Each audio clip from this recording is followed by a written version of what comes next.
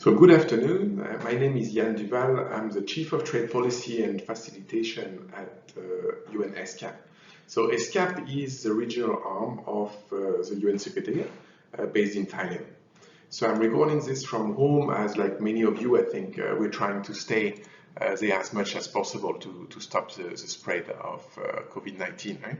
So I'm pleased to be part of this session to discuss regional integration in the 21st century in the context of sustainable development.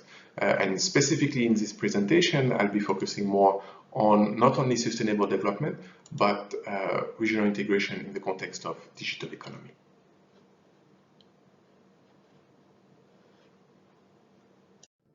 So just to make sure the presentation is comprehensive, let me quickly recall what regional integration is.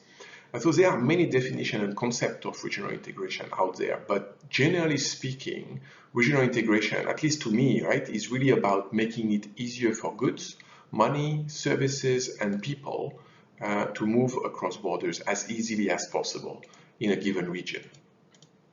In the context of sustainable development, cooperating governments need to make sure regional integration not only supports economic growth, but also benefits society at large. This means that regional integration should help, for example, reduce inequalities of income and inequalities of access to essential goods and services, for example, access to masks, medicine, and medical advice during emergency crises like the COVID-19 pandemic. Regional integration should also take place in such a way that it protects the environment. So that implies that regional integration efforts should lead to not only more efficient, but also cleaner transport systems and to production and consumption patterns that reduce pollution and help bring climate change under control. So this is really a tall order, and I'm not going to tackle all of this in this presentation. I'm focusing instead on the role and impact of the digital economy. Indeed, the need to nudge economies towards more sustainable regional integration is taking place amid what can be called really a digital revolution. Right? The world went from exchanging less than 100 gigabytes of data electronically per second in 2000 to exchanging more than 50,000 gigabytes of data per second today. And the growth in data exchange is just only accelerating. By 2030, one can easily imagine the digital economy accounting for the greater part of the global economy. As you can see in this slide, a lot of new and potentially revolutionary digital technologies are coming online, including blockchain, artificial intelligence, and so on, and actually also including cloud computing, which all of us are using as part of our daily life and we're using right now.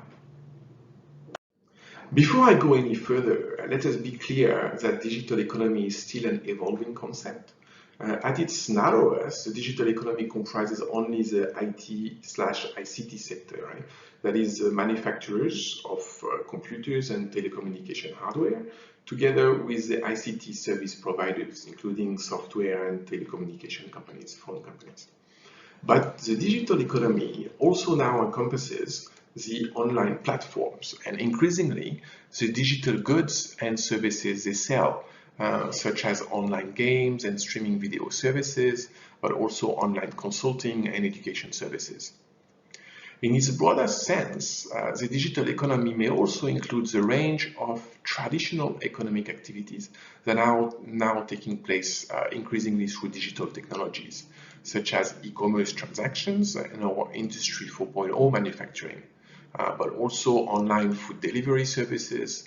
Although the products are produced offline, they are produced and traded using digital technologies. That's why they can be seen as being part of the overall digital economy. As access to internet continues to grow and new digital technologies such as blockchain, AI, Internet of Things, and 3D printing go mainstream, the entire global economy will become digital dependent.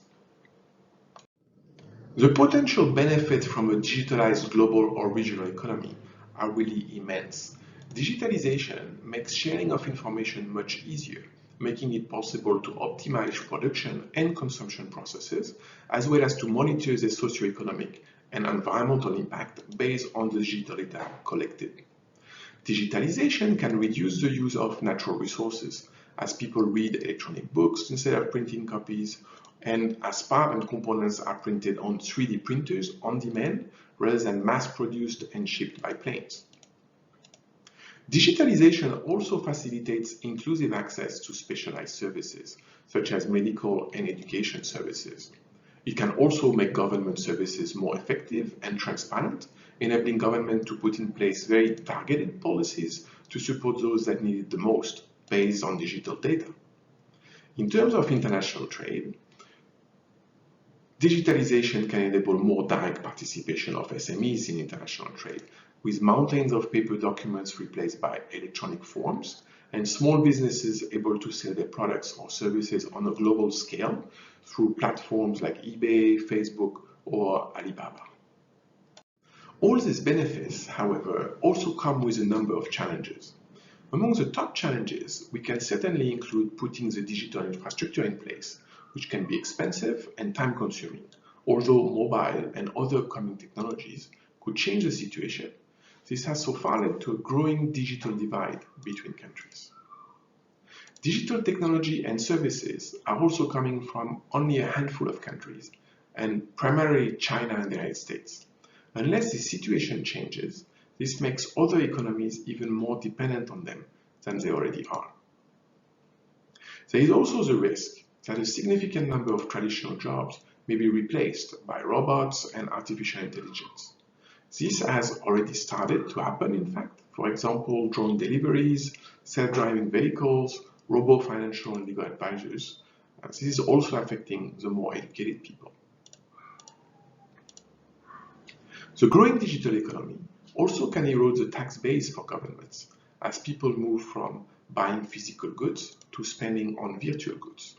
Many countries are revising their tax legislation as a result, but implementation will not necessarily be easy. Another key challenge, and possibly the most serious one, is that related to control and access to the data on the digital platforms. The digital service operators are accumulating massive amounts of macro-level data on people, and this data can potentially be used to influence people and entire economies. This slide simply elaborates on some of the challenges I mentioned, also highlighting that half of the world remains offline as of 2019, with a big gender gap in access to internet in some of the poorest economies. So what should countries do to effectively engage in the digital economy? There is really a need to develop a comprehensive digital economy strategy, and many countries are actively developing holistic and detailed plans. Generally speaking, however, effective participation in the digital economy requires, first, a resilient infrastructure for broadband communication. That means nationwide 3G coverage and optic fiber networks in villages and cities, ideally. On the basis of this infrastructure, affordable and inclusive access to the internet can be provided. Effective engagement in digital economy also involves education and upgrading the skills of people so that they are able to develop digital services, or at least to use those that are already available from abroad. Clear laws and regulations on the different aspects of digital economy are also very much essential. This includes laws to protect privacy and security of users, but also laws to reduce the risks and uncertainties for digital service providers. Finally, effective engagement in the e-commerce and cross-border e-commerce typically involve development and access to cross-border electronic payment systems, as well as trade facilitation and logistics systems able to handle large volumes of small packages. So now that I've set the stage, what is the role of regional integration in enabling effective participation in the digital economy?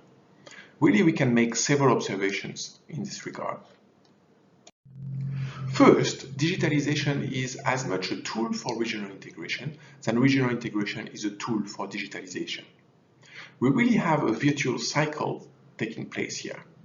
For example, taking the trade and investment dimension of regional integration, the digitalization of trade procedures and establishment of online trade portals will contribute to reducing the intra-regional cost of trade transactions. At the same time, more regional integration in terms of reduced intra-regional tariff barriers on ICT products will support digitalization and what we call in the new ESCAP index we've developed, digital economy integration. This virtuous feedback loop exists between digitalization and all the different dimensions of regional integration. So if you take movement of people, for example, another dimension of regional integration, digitalization could help governments to better keep track of migrant workers and therefore make it possible for them to at least consider freeing up the movement of people. At the same time, people going to work in different parts of the region will want to access digital services to watch local TV or use cross-border e-commerce services to buy gifts for their loved ones. The implication of this observation is that it will probably become more important to look at how effectively digitalization is used to deepen different aspects or can be used to deepen different aspects or dimensions of regional integration. Second, as mentioned before, the digital economy is in some way displacing the traditional economy and is really becoming a separate and key dimension of regional integration on its own. One of the key benefits of regional integration in this context is to be able to reach scale when competing in the digital economy and developing new products and services.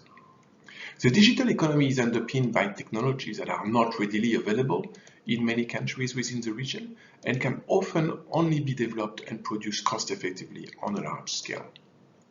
The effective development of these technologies and services also requires scale, a scale that few countries can achieve on their own.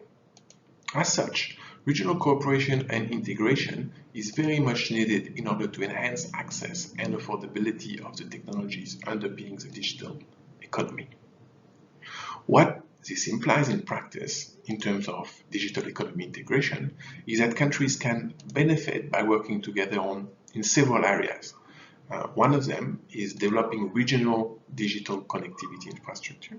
Another that can be identified is working together on reducing tariffs and non-tariff barriers in IT sectors, possibly through trade agreements, and also on harmonizing regulations related to cross-border data flows, cross-border e-commerce, and online platform operations, including their taxation, cybersecurity issues, and data privacy issues.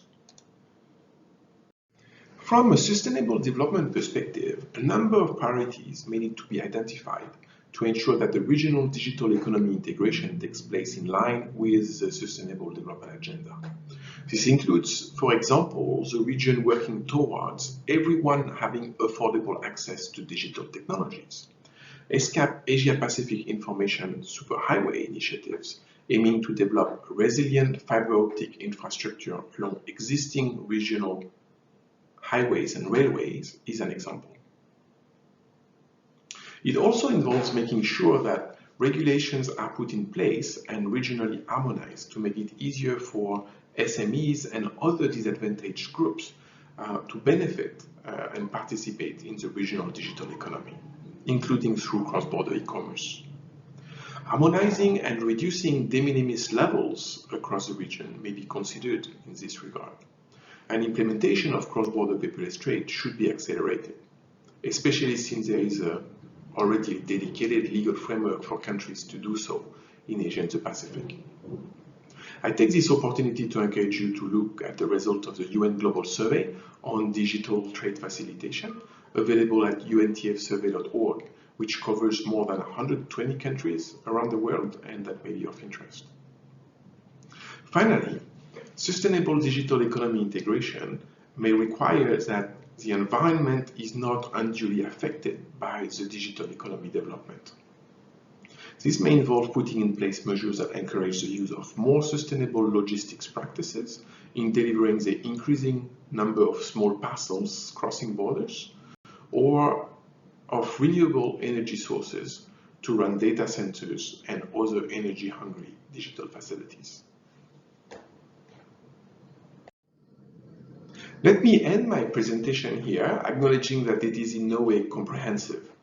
Looking forward, it is evident that regional cooperation and integration are essential to all economies, small economies especially, to succeed in the digital economy. As such, these economies really need to take a proactive role in engaging in regional cooperation and integration. More research and analysis is still very much needed to understand the impact of the rise of the digital economy, and the metrics that can be used for this are still evolving. On the ESCAP side, we will continue building capacity of countries in digital trade facilitation and fostering intergovernmental cooperation on cross-border paperless trade.